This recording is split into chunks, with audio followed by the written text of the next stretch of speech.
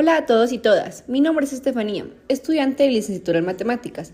Hoy te voy a contar la manera en que Louis Radford hizo que me cuestionara la educación matemática. Y es que como educadores matemáticos, ¿a quién no le interesa saber cuál es el papel como educadores en el aula y a quiénes estamos formando? Hola, mi nombre es Camilo. Al igual que mi compañera Estefanía, soy estudiante de la licenciatura en matemáticas. Hoy estaremos analizando el texto de Radford llamado La educación matemática como una cuestión de trabajo. La importancia del presente análisis radica en que, como futuros docentes, como maestros en formación, estamos sujetos a que, conociendo todas las cuestiones que permean la educación, sabemos que es vital dejar esta visión, digamos, como técnica y instrumental del mundo. Esto es lo que plantea Radford y es lo que en principio nos puede ayudar, digamos, como a unas bases para ir dejando esto atrás, ya que Radford plantea dejar esta visión utilitarista de la educación, o como lo planteaba Freire, esta educación bancaria que tanto nos hace estar en retrocesos. Quédate para que veas estos temas y más. Louis Radford es un reconocido investigador en el campo de la educación matemática. Nació en Guatemala. Desde 1992 es profesor en la Laurentian University en Canadá y en 1997 asumió el cargo de profesor titular. Radford es el creador de la teoría de la objetivación, una propuesta que explica el aprendizaje como un proceso social y cultural.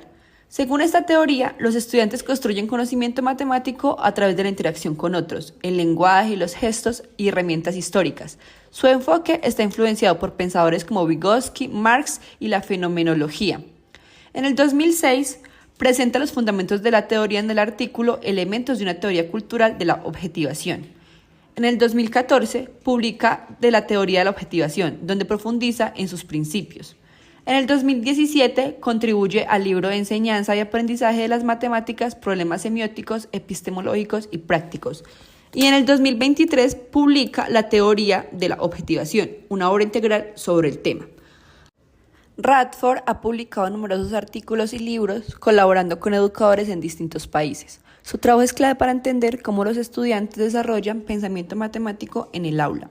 Radford argumenta que la educación matemática ha sido dominada por dos grandes enfoques: el epistemológico, que está enfocado en la organización lógica y estructural del conocimiento matemático, y el psicológico, que está centrado en el desarrollo cognitivo individual del estudiante. Sin embargo, como él lo menciona, estos enfoques son insuficientes porque no consideran las condiciones sociales e históricas que afectan el aprendizaje. Para entender mejor la teoría de la objetivación de Radford, primero debemos conocer algunos enfoques previos sobre la educación. Uno de ellos es el modelo tradicional, ampliamente criticado por el pedagogo Paulo Freire en su obra Pedagogía del oprimido. Freire describe este sistema como educación bancaria, en la que el maestro es el único que posee el conocimiento y los estudiantes son meros receptores pasivos. En este modelo, el maestro deposita información, mientras que los estudiantes solo la memorizan y repiten. No se fomenta el pensamiento crítico, sino la obediencia y la repetición. El aprendizaje se ve como algo individual en lugar de un proceso colectivo y social. Como dice Freire, en la educación bancaria, el saber es una donación de aquellos que se juzgan sabios a los que juzgan ignorantes. Este enfoque mantiene a los estudiantes en una posición pasiva, sin permitirles analizar ni transformar su realidad. Frente a esto, Freire propone la educación liberadora basada en el diálogo y la participación activa. Nadie educa a nadie, nadie se educa solo, los hombres se educan entre sí, mediatizados por el mundo. Ahora veamos otra teoría importante en la educación, el constructivismo de Jean Piaget. Mientras que Freire criticó el modelo tradicional por su rigidez, Jean Piaget propuso el constructivismo, una teoría que cambió la forma en que entendemos el aprendizaje. Para Piaget, los niños no aprenden pasivamente, sino que construyen activamente su conocimiento a medida que exploran e interactúan con su entorno. Según su teoría, el aprendizaje ocurre a través de dos procesos claves. El primero es la asimilación, que es cuando incorporamos nueva información a lo que ya sabemos, y el segundo es la acomodación, que es cuando modificamos nuestras ideas previas para adaptarnos a nuevos conocimientos. Además, Piaget planteó que el desarrollo del conocimiento ocurre en etapas y cada niño avanza a su propio ritmo. Es decir, el aprendizaje no es igual para todos, sino que depende de la edad y las experiencias de cada persona. El conocimiento no es una copia de la realidad, sino una construcción del niño que reorganiza sus experiencias. Este modelo pone al estudiante en el centro del aprendizaje, pero sigue viendo el conocimiento como un algo individual. A lo largo de este video hemos explorado diversas teorías sobre el aprendizaje. Para reforzar lo visto hasta ahora, repasemos algunos términos clave que nos ayudarán a entender mejor la teoría de la objetivación de Radford. El primero de ellos es el materialismo dialéctico. Esta es una perspectiva filosófica que sostiene que la realidad y el conocimiento no son estáticos, sino que cambian constantemente debido a contradicciones internas. En educación, esto significa que el aprendizaje es un proceso dinámico, influenciado por la historia, la cultura y las relaciones sociales. Bien, veamos la teoría de la actividad en la educación matemática. Es que en la relación entre maestro y alumno, ¿cómo se involucran estos? ¿Cuáles son los símbolos? ¿Cuáles son los lenguajes?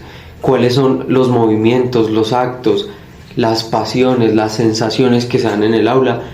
La teoría de la actividad parte de estos principios para explicar. Veamos. Para entender la teoría de la actividad de la que habla Radford es necesario remitirnos a las teorías socioculturales. Durkheim decía, la sociedad como el cuerpo humano tiene órganos, necesidades y funciones interdependientes. Durkheim sostenía que un hecho social era un modo de hacer influenciado por la cultura y el contexto social.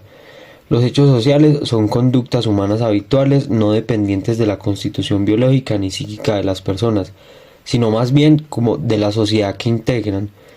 De aquí la importancia de la actividad, ya que las ideas humanas producidas están incrustadas en la cultura.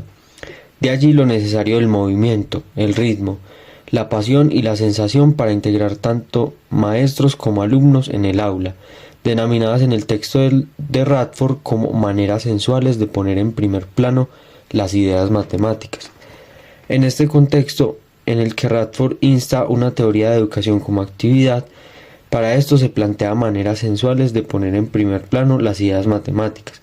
Según Radford, estos modelos sensuales requieren actividad perceptiva, actividades que permitan las recepciones de estímulos por medio de nuestros sentidos, gestos, movimientos corporales que sean muy comunicativos, acciones sinestésicas, movimientos físicos en todas las tareas, que haya expresión, postura, la posición del cuerpo, también planteaba Radford que era muy importante, el lenguaje que es como el sistema de comunicación también es uno de los pilares, el uso de artefactos, empleo de herramientas en las actividades, los símbolos que nos ayudan a representar nuevas ideas o ideas ya establecidas, los gráficos, que es muy importante la visualización de datos, y por último los diagramas, que ilustran las relaciones o los procesos que hemos llevado a cabo.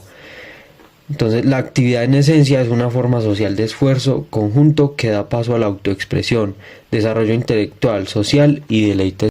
El concepto de objetivación. Este es central en la teoría de Radford. La objetivación es el proceso mediante el cual los estudiantes transforman el conocimiento en algo tangible y significativo a través de la actividad conjunta y el uso de signos y herramientas. Ahora veremos algo acerca de la teoría del trabajo conjunto, y es que Radford encontró que una de las fallas de la teoría de la actividad es que se tiende a ver la educación de una manera muy utilitarista, en donde el estudiante no tiene más opción que reproducir sus conocimientos, ya que el estudiante aprende, pero de una manera muy mecánica porque no encuentra la manera de aplicar esos conocimientos en su contexto. Entonces lo que el estudiante termina haciendo es reproduciéndolos porque no tiene cómo aplicarlos. Entonces veremos que se va a producir una alienación de los estudiantes. Este término de estudiantes alienados lo expandiremos ahorita, pero entonces básicamente la teoría del trabajo conjunto busca desestigmatizar todo esto y ya vamos a ver. Primero introduciremos el término de alienación, y es que de aquí se parte para explicar el paso de la teoría de la actividad a la teoría del trabajo conjunto. La alienación en el aula se refiere a la desconexión de los estudiantes respecto a su aprendizaje, donde se sienten pasivos, meros receptores de conocimiento. Ocurre pues debido obviamente a que se centra la educación en la memorización y en la repetición, y no se fomenta el trabajo crítico ni la creatividad. Marx decía que somos seres sensibles por naturaleza. Los seres humanos encontramos nuestra motivación en objetos fuera de nosotros mismos. Esto lo hacemos ya sea como para satisfacer necesidades espirituales, racionales, o para estar como bien consigo mismo. Entonces el trabajo conjunto en la educación matemática pues parte de ahí, de que los seres somos sensibles por naturaleza y que todos buscamos llenar como esos vacíos racionales o sensibles que tengamos. Entonces el trabajo en conjunto, ya poniéndolo en términos de la educación matemática, enfatiza la colaboración activa entre estudiantes y docentes. En el aula todos nos vamos ayudando, transformando la enseñanza y el aprendizaje en una sola actividad compartida, creando un aula como espacio de encuentro y debate, donde todos se involucran emocional e intelectualmente, promoviendo una ética comunitaria y reduciendo la alienación en el aprendizaje.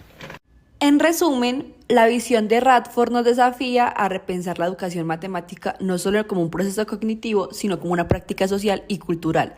Esta propuesta se basa en: la matemática no es solo un sistema simbólico, sino una actividad humana con raíces sociales e históricas. El aprendizaje ocurre en interacción con otros y con el contexto material y cultural. La educación tradicional puede generar alienación, reduciendo a los estudiantes a meros receptores de información. El trabajo en conjunto permite que los estudiantes y docentes construyan conocimiento de manera colectiva y reflexiva.